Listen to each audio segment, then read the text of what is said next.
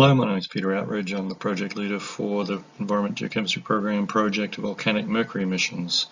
This is a project in support of the United Nations Environment Program's Global Mercury Assessment, the next one coming in 2023.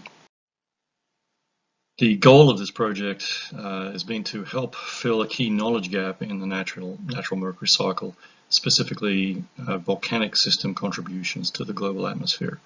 This weakness was identified in the last two global mercury assessments, and it's important because these global budgets that are constructed with natural and anthropogenic mercury support implementation of the Minamata Convention on mercury, which Canada has ratified and which came into force in 2017.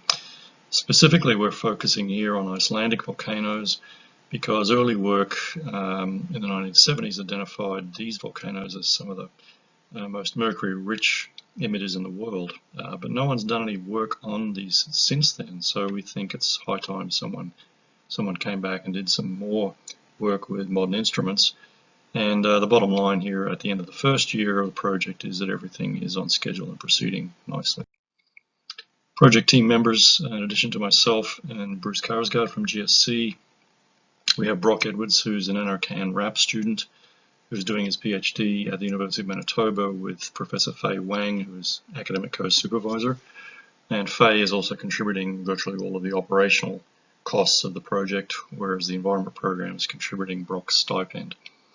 In addition, we have Michelle Pfeffer and Michelle Parks, who are gas geochemists working for the Icelandic Meteorological Office, and they're key members of the team because we are using their gas monitoring sites to do our mercury monitoring.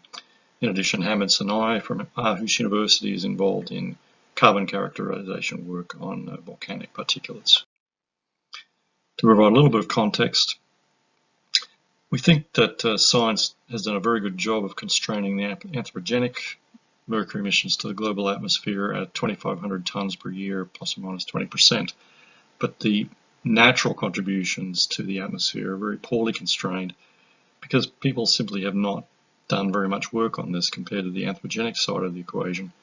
And that lack of work is reflected in the very wide range of estimates you'll find in the literature, from less than 10 to 900 tons per year for all natural sources. And of these, volcanic systems contribute about 90% of the total, we believe, and that's all kinds of volcanic emissions, from erupting and degassing volcanoes as well as associated geothermal and hydrothermal systems. Iceland is particularly interesting here because in the 1970s there were several papers published reporting extremely high natural mercury emissions from Icelandic volcanoes and geothermal systems, up to 40,000 nanograms per cubic meter of total mercury. By comparison, a remote background station would give you something like 1 to 2 nanograms per cubic meter, whereas urban areas today are around 5 to 20. So 40,000 nanograms per cubic meter is an extremely significant number from a global context.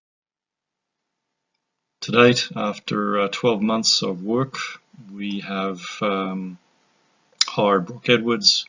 We did a field reconnaissance trip to Iceland last fall, where we met and worked with Melissa and Michelle and visited many of the same sites that were sampled in the 1970s, taking a Lumex gas monitor with us to measure mercury. Brock's PhD coursework is now completed, and he is working on a literature review on volcanic mercury emissions for publication later this year. Just to give you a brief taste of the sort of data that we found last year using the Lumex, which you can see on the bottom right here, we found actually extremely low concentrations of mercury compared to those reported in the 1970s. On the left-hand side of the Icelandic map, you'll see the scale. And the green bars represent concentrations, and they're well less than 20 nanograms per cubic meter and mostly less than 10. So there's no evidence in our fieldwork last year to support the tens of thousands of nanograms per cubic meter of mercury reported before. And so we think we've already started to constrain the top end of the global natural emissions that these early studies suggested. But we're going to go back next year and do more work and take different kinds of methodological approaches to trying to get very accurate numbers on these mercury emissions. There's my contact information, and thank you very much.